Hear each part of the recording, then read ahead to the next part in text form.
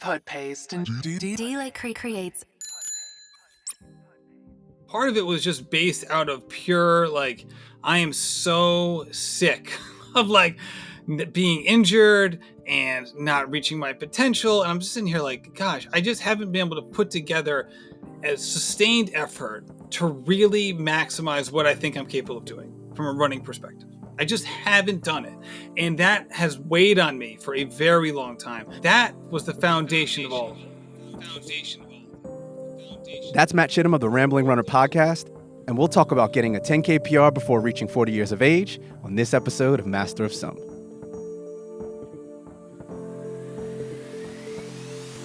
Let's go.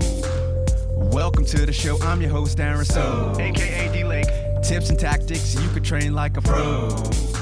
This cast to help you run faster than you could go. All the PRs you could beat, of course, records that comes in your upcoming season. Right? Don't you agree? Endurance sports, a metaphor for life. That's that metaphor, baby. Eating clean so you can rest and sleep all night. Don't master a lot, don't master a little, just stay in the middle. Don't master all, don't master none. Just be a master of some. What is up? As stated in the intro, I'm Darren and sometimes go as D Lake, your host of Master of Some, the internet's most exciting health and fitness podcast. We tell people's endurance sports stories so they can master some of the health, some of the fitness, and even some of their life. It's all the same. We also want to show you how to perform better as you get older. And we do all that through podcast conversations and stories. A few things before we start. First, based on that intro, you could tell that we do not take ourselves too seriously. Think audio meme or crazy YouTube explainer videos. There's a bunch of music, sound effects, internet samples, and jokes. We also use some adult bad language. Endurance sports are fun, and the podcast listening experience should be too. Second, this was created in Sydney, Australia. Because of that, we acknowledge the Gadigal people of the Eora Nation, who are the traditional custodians of this land. We pay our respects to the elders past, present, and future. Last, this show is accessible and has a transcription. Go to the show notes or masterofsomepod.com/show notes to find the transcription PDF. A quick overview of what to expect in this episode. First, I'll do an intro of the guest. Next, we'll move into the warm-up set with some fun, fast questions. Then it's the main set based around the theme of the podcast title. Last, we'll wrap it with a cool-down section to get to know the guest more outside of health and fitness.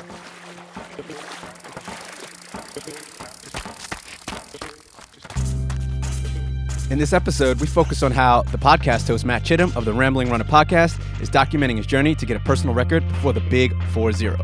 Matt's journey is interesting. I'll let him put it in his own words, as it's based around a very personal answer to the very curious question of, if I dedicate myself for a full year and go all in as much as I can, while at the same time not stepping away from my parental duties and my professional duties and anything along those lines, how good can I be putting all that stuff together? A bit about Matt Chittim. He helps amateur runners reach their potential through his podcast and blog. He's a run coach with McCurdy Trained Runners.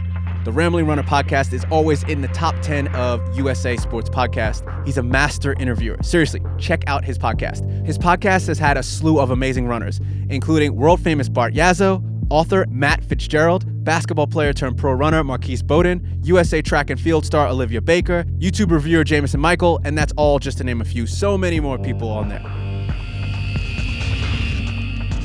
In this episode, we speak on how his journey might be similar to a lot of people out there with injuries over the past few years, not allowing him to get to his potential. He ends up telling an amazing story about endurance running history that I didn't even know about, how white people and brands can do better for the BIPOC endurance athletic community, his 2021 virtual summit, accountability through showing the world his journey via his podcast and blog, how it felt to be injured while talking to other runners on his podcast, I could only imagine. For parents, there's some tools and tactics to staying on track while training with kids, interesting facts about his mom and dad and how they helped him get to where he is with his fitness, what he'll do if he doesn't make it, spoiler, it's all about the journey, and much, much more.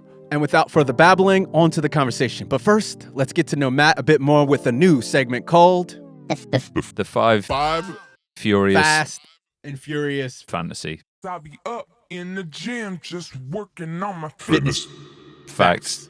5 Fast and Furious Fitness Facts. That's 5 Fs too. I really like that. AKA get to know your local corner store master of some, because we're just hanging out at the corner store, and you're like, I want to know more about you. This is what this podcast segment is for.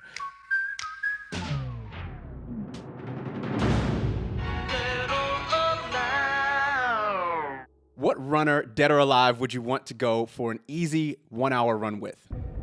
Okay, 2 runners. Dead would be Emil Zatopek, because that guy is an absolute legend. People don't know him. Look him up. His first marathon ever was at the Olympics after winning the 5K and 10K, and then he won the marathon in his first one ever. Just an absolute legend. And like, not only was he the best in the sport during his era by a literal and figurative mile, but in addition to that, he was also the nicest guy in his sport in his era, which is like such a unique combination. If I could pick someone living, it would be Allison Felix. Well, I'm going to definitely research Emil. Google that. You hyped him up, and I love when people get really energetic about it. I'm like, now I got to check that out. So yeah, I'm going to definitely YouTube him. He used to do 400 meter ish type fartlek workouts, like on off 400 meters on 400 meters off, in the snow, in the woods, in Russia, while he was in the army. So he'd actually wear his army boots and would do it in the forest. Wow. That was a typical training workout for him. And again, just to kind of whet your appetite, it's like, this guy is absolutely insane. I mean, you could look at his times then. This is, we're talking, almost a century ago. So if you look at his times and compare it now, like, they're not going to be the same as like the best elite runners now. This is supposed to be a fast answer. This is not a fast answer. Emil Zatopek ran a lot faster than I'm talking about him. But in terms of, you can only judge people on their era. And in his era, he was a legend. Fair. Now, it's apples and oranges. You can't go like Elgin Baylor, and you're a basketball player. You can't go like, all right, was Michael Jordan better than Elgin Baylor, who was actually who he based his game off of? And it's like totally different games, and the whole LeBron, right, Kobe, Jordan thing. Like, yeah, I totally get it. And you just got to respect it for what it was. All right, next one. How has the podcast Rambling Runner helped your actual running? It's helped keep me accountable. Now, with that said, I am not better right now than when I started the show. But usually that's because of the injuries that have affected me, which kind of laid the groundwork for Mastering 40. So we'll get into that later. But ultimately, if I'm going to talk about running twice a week for over 3 years now, I better get running. Fair. I absolutely agree with that. So, next one. You have on your podcast a diverse cast of runners, and I absolutely applaud you for that. So, what's one thing that white people and white brands, and companies, and it's a loose term, but it's more like Runner's World. They had a whole big thing, like they don't have any people of color on their covers, and I think they changed that because there was a big backlash around June, July. So, what do you think brands and just people in general can do to better serve BIPOC endurance athletes and better represent them in the mainstream? Yeah, I mean, it's a loaded question for sure. I guess I would say this is that,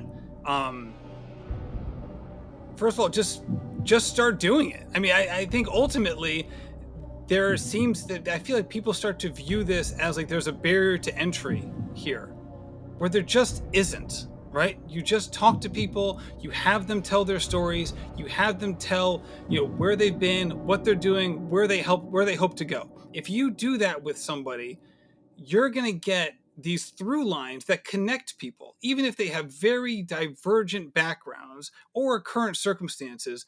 What we hope to do in our lives aren't really that different, even if we have differences in terms of where we come from, who we are, and the circumstances of our lives. I think ultimately when we sit down and talk to people, once we get through those things, which are very important to, all right, what do you want to do with your life? What kind of impact do you want to have on the people around you, on the people that you hope to have around you in the future? And those sorts of things, it can really be a galvanizing thing. It can bring people together, and there can be a lot of unification there. And it also sets the stage to then look back on what someone's done in the past or the circumstances of their past and say, wow, like there is so much unification here that's possible if we don't get hung up on feeling like, oh, but I don't know how, or, but what if my audience won't like that? Or what if, just knock it off.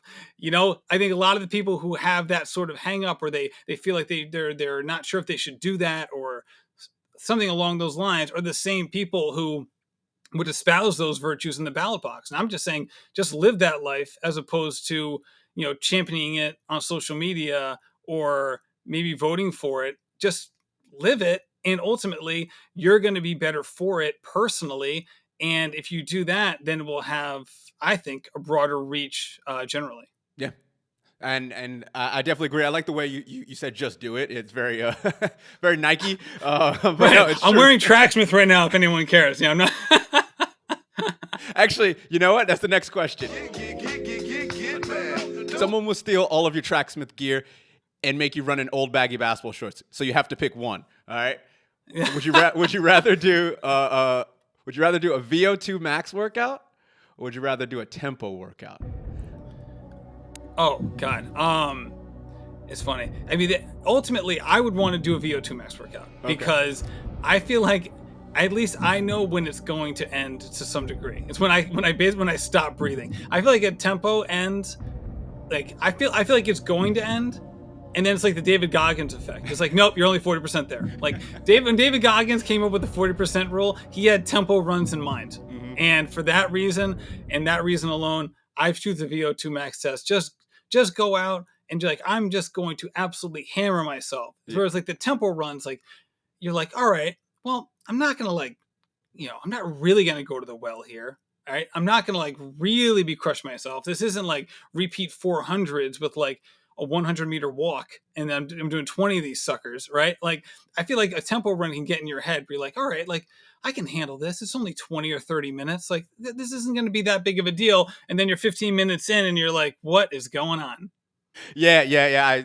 I definitely, I come from more of a speed background just like you, and every single time I start the tempo, I'm like, I'm going too slow. And then I get 10 minutes, and I'm like, and then and I'm like, oh my God, this burns. And it's usually slightly slower than my race pace. So I'm like, how did I do this in a race? How did I do this in a race for 40 minutes? So I start getting all in my head. Absolutely agree with you. VO2 max all day long. All right, last one. As you get older, what does the word consistency mean to you as a runner? It's a long-term thing. You can't view it in the short term. Missing a run here and there ultimately is not going to have an effect on your running. Just isn't. But running consistently for 6 months and then taking 2 months off will have an enormous impact on your running. So I would say when you talk about consistency, if you run, again, if you look at it in the aggregate and you say, hey, I missed 10% of my runs over a year.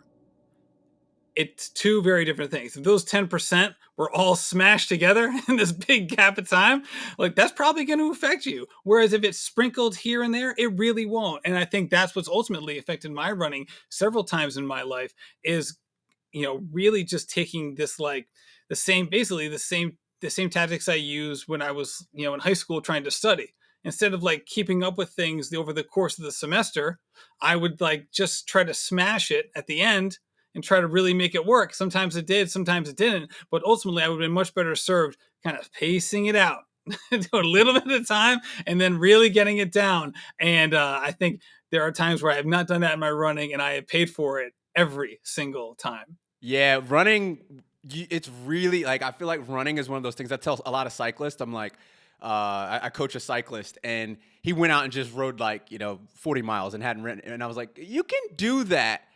Running's not as forgiving. I was like, cycling, you can do that. I was like, running, you decide to go out and run 20 miles after not running for 3 months.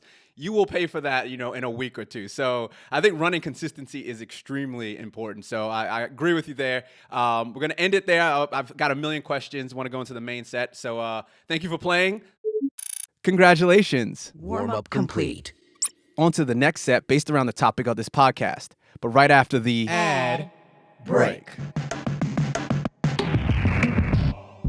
This episode was brought to you by Most Coach.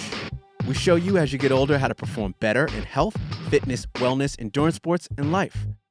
We're all getting older, so rather than being like most humans on the earth and declining, why not be better, stronger, smarter, faster, and more wise than the 10 years ago version of yourself?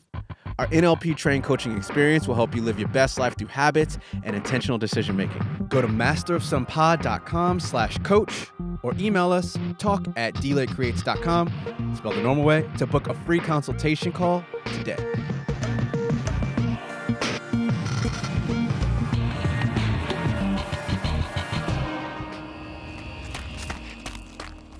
Main set. On to the main set with Matt, where we speak more in depth on mastering 40, where he's at, what led him to it, and where he's going after. Hey, Matt. So how's everything going, man? Thanks for coming on to the podcast. I'm so excited to be here. You know, I record so many of my own, and yet I rarely get to talk about myself and what's going on. I'm so excited to talk with you here today, and you're doing such great work. I mean, to the people who don't know, I've been on a lot of podcasts, but what we did before we started recording shows that you're a true professional. I'm just so excited for this. This is like really like prime the pump for me to really get it going. Man, I appreciate it, man. I really appreciate your enthusiasm, and I've honestly been trying to get you on for a while, and I know based on what's been going on that it's just hasn't happened, but we're on it right now. So let's just get into it. How did it feel to be injured and talking to all those runners on your podcast? You talked about it a bit. I know I think it was episode 3 of Mastering 40, but what was that feeling like? I want to get kind of the nitty gritty because I could imagine how frustrating that could be. Yeah, I'll tell you what, it's actually more frustrating to be coming back from the injury than the injury itself, because the injury itself, there's some sort of that can be galvanizing. It's like, oh, you hurt your knee, I got a hurt knee. Like, oh, you can't run because of this. Oh, I can't run because of this. All of a sudden, we're in the same boat. Like we've been there, right? The harder part is like, hey, I'm doing walk run for 6 weeks to come back.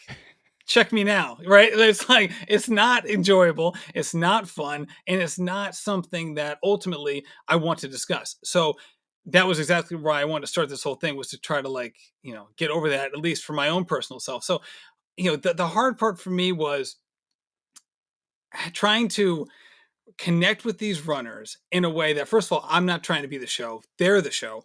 In addition to that, it's like, especially if I'm talking to somebody who I have a pretty, long relationship with, who I've been commenting back and forth, and we've known each other for a long time. Cause I've had some people on this show who were 3 or 4 years ago, we were the same running wise. So we were running the same times, and they're coming to the show. They're like, hey, you just broke 3 hours in the marathon. Right. And we're talking, and the thing that's unsaid between us was like, hey, what are you doing, Matt? Like, we were the same 2 years ago. You're not really there. In fact, you're going in the other way. So you get that every once in a while, and it definitely can amplify the menace of imposter syndrome. And you just kind of try to forget about it, right? You just kind of, tamp it down, because ultimately a lot of people have been in similar circumstances. And if that's the hardest part of my life, then I'm living a pretty privileged life. Yeah. That's the imposter syndrome is a tough one, and you did talk about that, but I think you pushed through it well. You either faked it till you made it, or you compartmentalized yourself as podcaster journalist, which, by the way, you're an amazing journalist. Your questions and the way you pivot you did it with Matt Fitzgerald, phenomenal. That last question, and even he was like, damn, good question. When you hear a good question from a journalist, it's like, yeah, from a writer. Well, let me tell you this one, though, because the hardest part for me was when I started the virtual race series in the spring, because I was coming back from not running. Now all of a sudden we're having this podcasting series where we're there's basically 4 teams, 2 people to a team. And it's like me and Mario are a team, and then we got these other Lindsey Hines there, Lauren's there. And the hard part was that I'm with Mario, so he's the best runner. I'm the slowest, and then we were combining the times with a cross country race to see who's going to be the best team. And I'm by far the worst. I'm not even close to people. And even the 5K, it was so demoralizing, because I'm the one putting it out. So then I'm hyping up how the races went, which was basically me hyping my own deficiencies, which was some of the harder content I've had to put out. Yeah, fair. Well, I mean, you're great with being vulnerable, so I don't know. You really put it out there, and I'm a big fan, and I think obviously everyone that's listening to you, there's not too many people that are also into podcasting. I'm definitely in the weird niche of it all, but I'm like, wow, you're doing it very well, and that's something to look up to. So again, you did the whole injured while talking to people extremely well. Props for that. What's a similar thread that you see as a coach that hurts new runners? Because you obviously are coaching people. What do you see that's similar in that vein? So here's where I'm going to be hypocrite, because I have a timeline on the Mastering 40. But ultimately, I think that people having timelines to their goals, that can be the biggest issue. I think goals are great. I think having long-term goals that are maybe more audacious, short-term goals, process goals, progress goals. I think that if appropriately applied, those can all be very valuable for a number of reasons. I think where it can start getting tricky is if you have progress goals. So process goals are like, I want to run 6 times a week. I want to, do 6 2-hour runs in my next marathon buildup, right? So those are process goals. You have progress goals, like, hey, like me, like, I want to break 40 in the 10K by next summer, right? Attaching a timeline to a goal can be really tough because all of a sudden it can lay the groundwork for not only potentially overtraining, but ultimately it can kind of go the other way where progress isn't happening the way someone wants it to happen on some sort of preconceived notion of a timeline. That can be very demoralizing, can really tamp down the motivation. We're in winter right now. We're just starting winter here in North America. And, I did a run today and it was 21 degrees wind chill, right? And that was with the sun out, right? Like, it was also windy. Like, I was not so excited when I stepped out the door, right? So if I'm sitting there like, oh, my training isn't going the way I want it to, like, that can be tough, right? It just makes that first step out the door a little bit harder. So I would say it's great having goals, have them, but try to divorce them from any sort of timeline. Or if you do have a timeline, understand that can be, write your timeline in pencil. And if you don't have a pencil, write it in sand. Do not write it in ink or cement. That's a really interesting way of putting it. Because I fall victim to that, and I'm always like, I'm gonna do it this time, and I get really stressed. I always said it's slightly ambitious. I'm the type of person that I get motivated by what I did, and I have a friend that gets motivated by what he can do, or what he hasn't done. And I realize it's like kind of the same, but if I get like a tiny bit, I'm like, oh yeah, like basically. I'm doing over the next 10 years, well, I'm in year 4 right now. I'm trying to get 1% better in the half marathon. That's my long-term goal because a lot of things happen. I ended up gaining weight about 3-4 years ago. I didn't know I gained weight. I never actually checked my biomarkers and all those things. And then I was like, you know what? I'm going to get 1% better. And, I started running the math and I was like, all right, this is going to get me to here. And because of all that, I was able to then go, all right, I need shorter-term goals here and there. But, I didn't think about it actually hurting me, and that you can actually see gains, but it might be more ebbs and flows. So this is me actually working out what you just said. You're like a therapist right now, and I'm like wow. But that's really really interesting. I have issues when I plan my training week, and I have a 1.5-year-old. I know you have kids that are a bit older. Basically, whenever they get sick or something happens with my kid, it derails my whole training plan. And I get quite upset. So I know that just happened to you. What are some tools and tactics that you use to deal with like a crazy schedule change? Mm-hmm. All right. I'd say the first thing here, and this is the one that's hardest for me, is communicating with your partner. Okay? Because this is something, again, I am speaking from experience. And when I say experience, I'm talking about today. Is that, this happens to me, not just any day, it happened today. Is the idea of expecting your partner to be able to read your mind, not only about what you want to do today, but when you want to do it. So your partner is probably going to be receptive to the things that you want to do, especially if it's like, hey, I want to stay healthy, I want to go for a run, right? Maybe you can't do the full workout you were planning, or maybe instead of doing your hour run, you're going to run for 40 minutes or half an hour, right? Like, there's ways to mitigate the damage, or not the damage, but maybe mitigate the complete loss of the day and get something in. But ultimately, if you keep it to yourself and you just have it inside of you and it's just kind of like lingering, and then it causes some resentment, and then you're like, all right, well, you do like the baby's sick. I don't want to mess with that. And I don't want to be mad. I'm now mad that I'm getting mad. And it can just be this snowball, just growing. And ultimately, I think if you're able to communicate with your partner, if you have one in these situations, ultimately there's usually something that can work. All right. So that's the first thing. Second thing is, it's not, I'm doing the workout that's planned or it's nothing. It's almost never that black and white. It's always some sort of gray area there. Whether it's, hey, I'm going to run half the time that I was planning on running, or like, hey, I want to, I was hoping to do a workout today. Well, then maybe like you're going to do a shorter warm up and cool down. And maybe instead of doing 6 half-mile repeats, you do 4, right? Or something like that. Or maybe you're like, you know what, forget the cool down. I'm just going home after the workout. I've done that many times, even if I wasn't busy. And there are plenty of things that you can do to mitigate that. Or you just say, you know what, that's it. I'm just going to do a HIIT workout at home. I'm just going to 10 minutes of burpees, whatever, right? Like I'm just going to get the heart rate. I'm just going to get it going. So I would say communicate with your partner if you have one in those situations, especially if it's like a baby involved. If it's a little bit more generalized in terms of, hey, I'm just having a time issue here, don't view it as I'm sticking to the schedule or nothing. There's always going to be something in the middle that you can do to be active. And, the last thing here is that, hey, how many top triathletes are really good runners? All of them. That's why they're top triathletes. Let me tell you this. They run probably about as many miles as you do. Why? Because they're also swimming and they're also biking. And yet they are some of the best runners in the world. All right. So don't be afraid that cross training is going to hurt your running. It's not. It's just not. Especially if you're going to say, I'm not going to cross train. I'm going to do nothing instead. Drew, that's a good play on James Clear.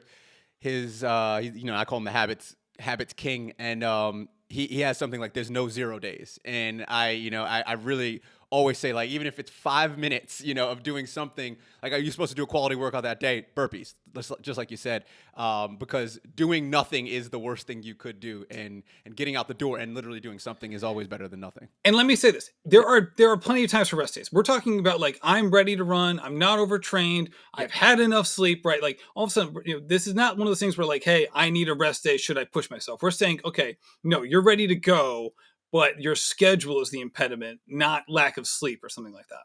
Yeah. It's like, all right, I have one cheat day a week. It's like that's the day I'm going to eat garbage, and I try not to eat garbage any other day because I'm like So if anything I do is resting or anything else, it's like I've planned to do that. It's not because I was like, oh, I don't feel like doing the actual thing. So fully in agreement with you there. So what were your parents like in regards to their endurance sport, health, fitness background? So my dad was a good high school football player, went to college and played 1 year of college football at a small school in upstate New York, but was really a sprinter background. So he ran the 100, he ran the 200. His 4x1, I think, was all Western Massachusetts, which is like a big deal in that state. And if you're the top 4x1 team in Western Mass, that's your high quality athletes. So that was a big deal for him. And my mom wasn't an athlete, just wasn't. So, but ultimately, my dad didn't start getting into endurance sports until after he quit smoking. So he quit smoking when I was like 5th or 6th grade. So he was 2 packs a day. Quit smoking and basically started running as basically a trade. So, he basically started running then, and then I would tag along at his 5K. So he'd go do a 5K, and then I would be like, oh, I want to go too. So I did that, again, found a 5th, 6th, 7th grade, and did that. But ultimately, they didn't really have an endurance background. Cool. So you jumped in. I know I heard a bit about that in the you were talking with the psychologist, and you did speak a bit about your dad. That's really interesting. How do you think that affected you with your mom not being active? Was that just like a normal thing? Women weren't active and guys were? Do you think that you just accepted? No, because it wasn't a big deal in our family. Because it wasn't as if she had like regret about not being active. Right? So she wasn't active, but it's because she didn't want to be. Like she just wasn't into it. So that was her choice. So it wasn't as if there was like this repressed feeling of like, hey, I wish I could do XYZ, but the way our family structure worked out has made it this impossibility or something along those lines. That just wasn't her style. She just wasn't that kind of person. She wasn't that kind of person growing up. She just wasn't that person then. She's not that kind of person now. She's an extremely like go-getter type. So she like at age like 50 went and got like her real estate license, and then like transitioned to like going full time in real estate. And I think it was even later than that. It might have been when she was 60. And then she did that, and now she's like full time real estate now. So I'm 39. My mom had me when she was 30. So she's almost 70 years old now. And she's like busier than she ever has been. So she's just kind of like that. But ultimately, she was very supportive of my athletic pursuits, 100%, like 100%. Between her and my dad, they were totally into it. My dad had a busier work life, especially when I was little. He basically commuted like 2 hours one way to work. So he wasn't around a lot during the week. Like I basically see him like, kind of after dinner. He would leave around 4:30 in the morning, and then he'd come back around dinner. So, I mean, I'd see him plenty, but it was like, my mom was like kind of raising us in the middle of the day type stuff. But she was always into it for sure. And then I grew up in a neighborhood with like kids everywhere. Yeah. Kids our age. Yeah. They were like, I'm not even kidding, within 400 to 600 meters of my house, there were 12 kids my age, which is insane. I mean, we didn't live in an urban area. This wasn't like we lived in this big apartment building and there was just a lot of people that close to me. We lived in a suburban neighborhood and there were that many kids. So we were just always active, period. That's cool. Yeah, it was the same. I could totally relate. It was the same. I lived in a dense apartment in Queens, New York City. But I just remember all the kids being together, and we would like play basketball, or we'd like play football, and that was what I did, pretty much every day. And I'd say that definitely laid the foundation. So that it's one of those things where it is nurture versus nature in your environment and all that, and that just getting out and sprinting, as a kid, that's huge for you, and you're running form and all these other things, and that leads you to other sports. So. Yeah, that's really cool. I really do love your journey, and like I was saying before, I feel like people overestimate what they can do in a day, and they underestimate what they can do in a decade. It's kind of a saying. I'm on my 1% journey, as I said, to get faster in the half marathon every year. Every year, 1% over 10 years, and then it can compound over 10 years. You're on a 1-year journey. What was the spark? And why did you want the round number? So I know that I know that it was a round number. It's not a loaded question, but it's a big question because why did you pick it? And then also, why was it the 10K and not the half marathon or the full marathon or a 5K?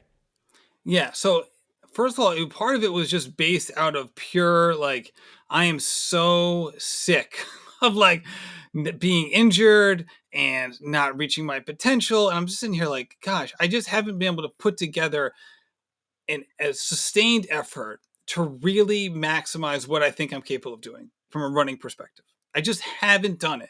And that has weighed on me for a very long time. So that kind of was the foundation of all of it. So it was the summer. I'm like, all right, what's going to happen now? And it was kind of like, all right, as someone who's, trying to be creative within this space, Road to the Olympic Trials, the other podcast I was doing had just come to an end in the fall. I'm sorry, in the late winter, early spring, and the Olympics had gotten postponed. So I'm like, what am I going to do here? And then I'm like, all right, I want to do something big. I want to get to this next level as a runner. Do I document it, or is it just something that I do? Right. So I reached out to a bunch of people. I was doing a different kind of listener survey, but I actually talked to 50 dedicated listeners to the podcast, which was exhausting. It was like a really busy 2 weeks. I was talking to a lot of people during that time. And I really enjoyed the conversations. And the last question of every conversation was like, hey, I'm thinking about doing this. Is this something that I should publicize, or is this something that you wouldn't care about? And it was like, that's what I want to hear. That's what I want to do. And that's what every single person said. And these people were all very different level of abilities and backgrounds and all this stuff. But each person was like, that's what I want to do. I want you to put that out so that I can learn from the people you're talking to, because I want to do the same thing. So that was kind of how it came together. And then from a decision on, all right, well, what's the goal going to be? And in terms of what race am I going to do, what distance, and then what time seems appropriate. So the idea was to come up with a stretch goal, not something that I could, if I was consistent, I'd easily get. So I hate the marathon. I wasn't going to do the marathon. Thank you. Thanks. Sorry to interrupt. Oh my God. I feel like I'm the weird guy saying, everyone's mom is fat or something. Like every time I'm like, why is everyone so hung up on a marathon, man? Like, and I've done 3, and 2 of them were horrendous. And it was just like the marathon is a whole other beast. And every time someone jumps into running, I want to do a marathon. I'm like, how about the 5K? How about the 5K first? How about get really good at the 5K? And that I promise you that training will carry over to your half marathon or marathon. I promise you. So yeah, keep going. I'm Right. done. And I might do the marathon again, but ultimately I needed to do something else. I just was not excited about doing the marathon. So then I was like, okay, what can I do? I just haven't done a lot of 10Ks. I just haven't. So there's just not as many around here either. I live in New England, live in Rhode Island, in the United States, and it's just not a typical distance for a lot of races. You'll see a ton of 5Ks, and then you'll see it every once in a while 10K. So for me, it was kind of like uncharted territory. And then the tiebreaker for me was just the symmetry of the numbers, frankly. It was like, okay, a stretch goal for me would be to break 40 minutes. So I've broken 20 minutes in the 5K several times.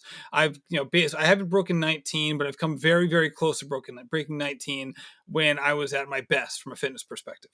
So, if I had run a 10K at that time, I could have gotten close to 40. This was when I was at my absolute pinnacle of fitness.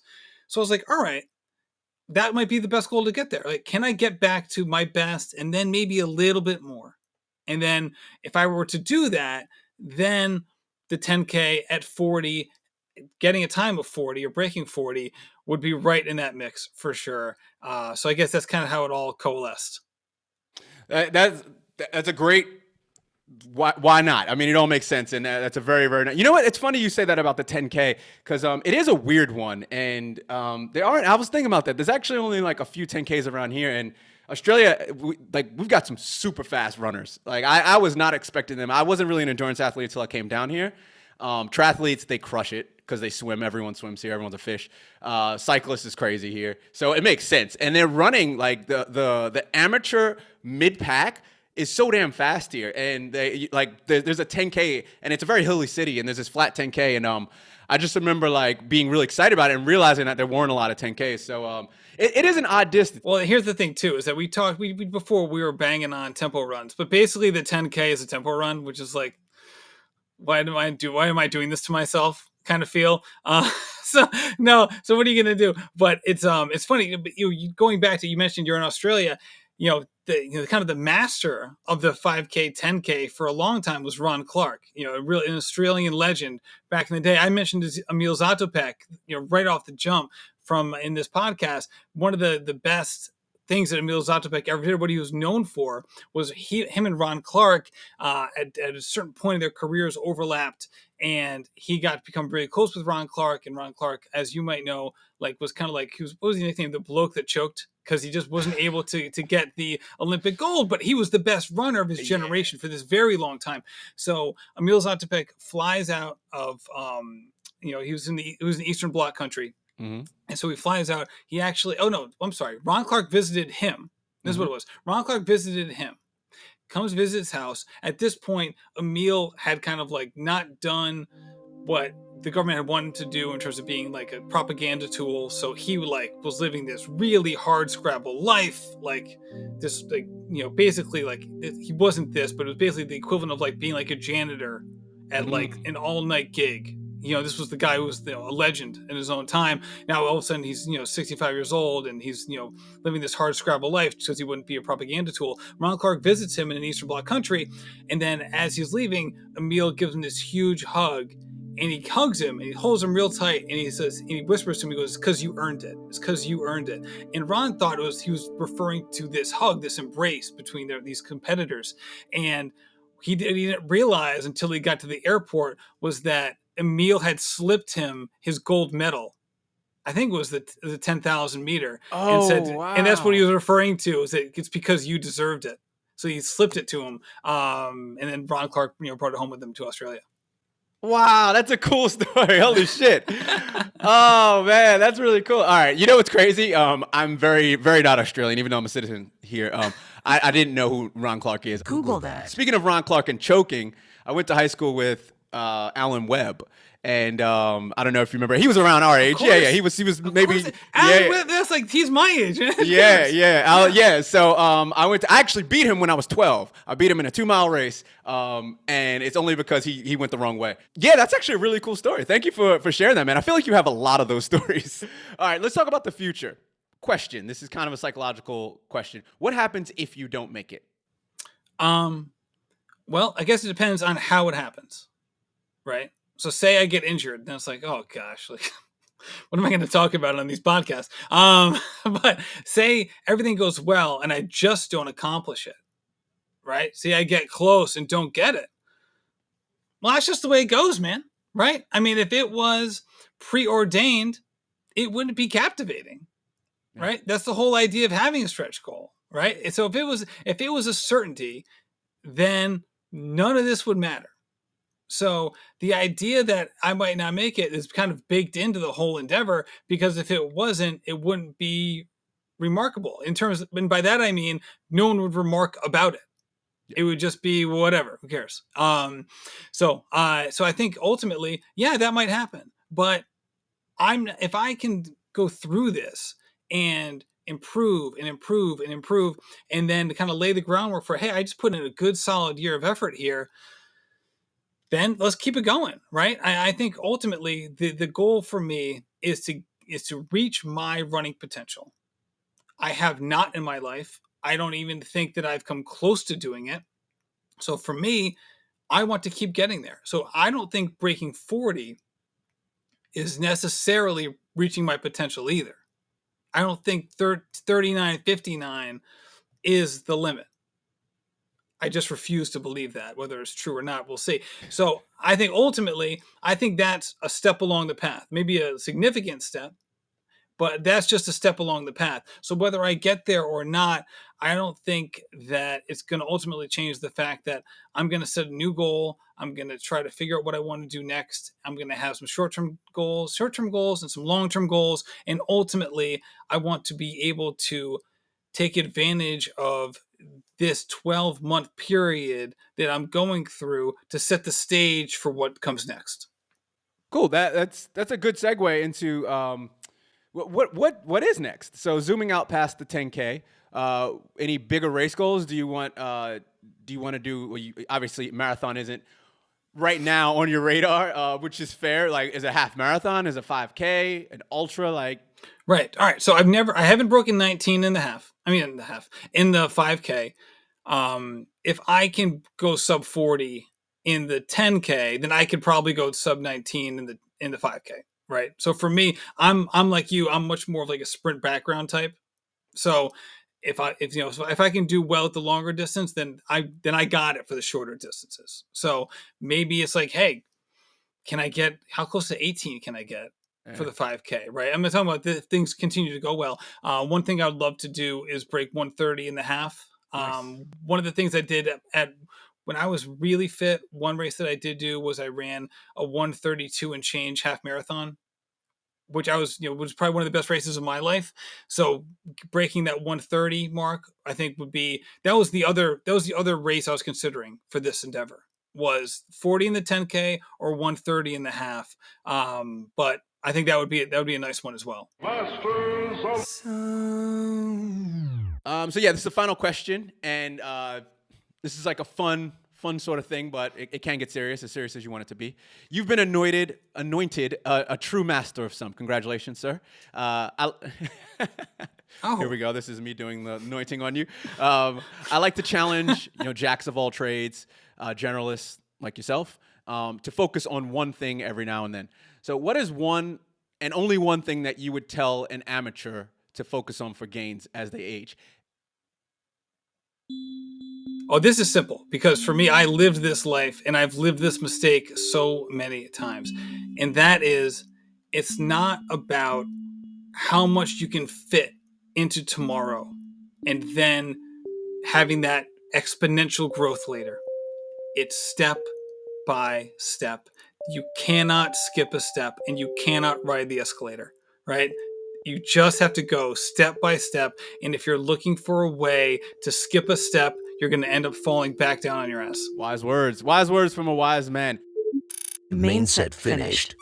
Now onto the cool down with our next segment, Healthy, Wealthy, Creative, and Wise. It helps us get to know our guest a bit better outside the world of endurance sport, health, and fitness. Health is wealth. You better watch your diet. So just tell me one thing healthy that you've done in the last week, or unhealthy. So you could be like, oh, actually, was it? So we can look at this from both sides. It could be, a polarized type thing. Yeah, no, for sure. All right. Let's see here. All right, unhealthy. Yesterday, ran on the treadmill. Wasn't sure when I'd be able to run, and then completely under fueled. I kept thinking I was about to run on the treadmill, and then I was about to run on the treadmill, and then I was about to run on the treadmill, and then by the time I did, I had like nothing in my system. I was supposed to do for a 45-minute run. I went like 35 minutes. I went super slow. I completely bonked. It was completely embarrassing, and it was because I didn't fuel myself properly. Today, I ran at the same time, and I ran outside in the wind, in the cold, and I ran really, really well because this time I actually was able to roll with the punches, make wise decisions, and ultimately have a better run because of it. Well, congratulations for learning that. I love when you teach yourself something. You think by age 39 I would have mastered that by now? Gosh darn it. Yeah, I know. I do stupid things too all the time. So please don't be so hard on yourself. Security, comfort, rich. Easy money is a sucker's racket. What's something that is increasing your wealth, and wealth is in a lot of different ways. So I'm just I'm focusing on finance, but it can be in a lot of health is wealth. But I just asked healthy already, so I'm not going to ask you that again. Yeah, all right. So from a wealth perspective, I think when it comes to the future with certain entrepreneurial adventures or endeavors, I'm always like looking at new stuff all the time. And I can say that right now I'm excited for 2021 because while I'm not going to announce anything right now, I think certain things are exciting, new exciting adventures are potentially on the horizon, and there's a couple things that could end up happening, and even if just one of them come to fruition, I'm going to be really, really excited about it. So for me, I'm in some of the planning stages now, which a lot of people will do in December, usually later in December after Christmas. People start planning for 2021. It's come a little early for me this year. I'm really excited about it. So while it may not bear fruit from a wealth perspective in the short term, I think at least from impact on other people, it will certainly be something that I think will happen in 2021. So what's one thing creative or not creative that you've done? Man, so many uncreative things. My God. Name one. It's funny. I feel like, and this is the funny part about the podcast that that amazes me, is that we talk about the same themes all the time. And because each person is so different and tells their story differently and just has a different, angle on and perspective on what they've done, we hit the same themes and it always feels so different. So it's so funny. I feel it fits into both of these categories. I feel like someone would be like, hey, you keep talking about people overcoming hurdles and people getting the most out of themselves or bounce back, comeback stories. And at the same time, each one of those stories is so different. So like on some levels, like I'm not reinventing the wheel here on any level with any of these podcasts, but each person is so distinct and unique that it does feel that way at the same time. So I guess on some level, that one kind of touches both of those. That's good. Yeah, it's the people that make it. It's not the it's not the vehicle that you're using, which is the questions in the podcast. It's actually the humans that make it. Here is the reason why. Do you realize the significance of this? All right, last one. One thing wise or stupid that you've learned in the last week, 2 weeks. Just because you raise your voice to your kids doesn't mean they're going to listen to you any more than if you were talking regular. Gosh. Just parenting, man. I tell you, parenting. That's one of those things where it's like you sit there and you're like, I'm raising my voice now, so now they're going to listen. No, it's not going to have any effect at all. So how about you just be quiet, Dad, and try to figure out a new way of saying it. Very wise words. I will take those on. My kids aren't that old yet. Oh, sorry, my one kid. But I know whenever he does something, He can't understand, like, don't do that. And no means say no back to me and give me the finger. So I'm kind of like, oh man, this is gonna get intense. So thank you for alerting me to try to be more zen-like with him. Make sure you go and check out Matt's virtual running summit at theramblingRunner.com/summit. Also, go to the show notes for a link to some articles about my own journey to running faster as I get older. And as always, if you want to perform better as you age, don't master a lot, don't master a little, just stay in the middle. Don't master all, don't master none, just be a master of some. Ad break. Is the health and fitness internet too much sometimes? Too many conflicting articles and videos that confuse you on how to train and eat right? Or you don't have time to just read and watch everything about, I don't know, the new trends on carb cycling for trail running? Don't worry, we'll take care of all that for you. Sign up for our free email newsletter, 3 Thing Thursday. We'll put 3 perfectly curated and created things in your inbox for better living and training. Go to masterofsomepod.com/TTT. We do the hard, time-consuming work and scour the health and fitness internet's deepest and darkest corners. This is so that every Thursday, you have a piping hot new email with the latest and coolest tips, tricks, tools, tactics, and skills, all so that you can train and live consistently to do dope shit in your next endurance event. If you sign up now, you can receive my quick guide on how to get healthy, stay fit, and use data to create habits that last a lifetime. That's masterofsomepod.com/TTT to be inspired and motivated on the regular. Time. Time is a resource no one can make more of, so we appreciate you taking your precious time out of your day to listen this far. Our goal is to show the world how to live better through endurance sports, health, and fitness. If you like this episode, we'd really appreciate for you to go on whatever app you listen to and make sure to subscribe or follow Master of Some Endurance Podcast. Just type that in. We're on all the major podcast players, Apple Podcasts, Spotify, Google, Amazon, and more. If you're feeling a little extra saucy, a rating, review, or share of the episode to anyone you know that would be into something like this would be amazing. The more people that hear about us, the doper stuff we can do to then help other people. And if that virtuous cycle continues, we'll always be grateful to you. So share a link to someone you know. If you have any questions, suggestions, concerns, or hell, you want to be on the show, hit us up. The best way is to email talk@dlatecreates.com. We're also on all the socials, mainly Instagram @dlatecreates, spelled the normal way, or you can hit us up wherever you can find us. Last, this episode and music was created and produced by Podpaste and myself. So if you like any of the music, you can add it to your device playlist by going to masterofsomepod.com/music. Don't worry if you didn't get all that. There's a bunch of links in the show note description. Thank you again for listening. Peace.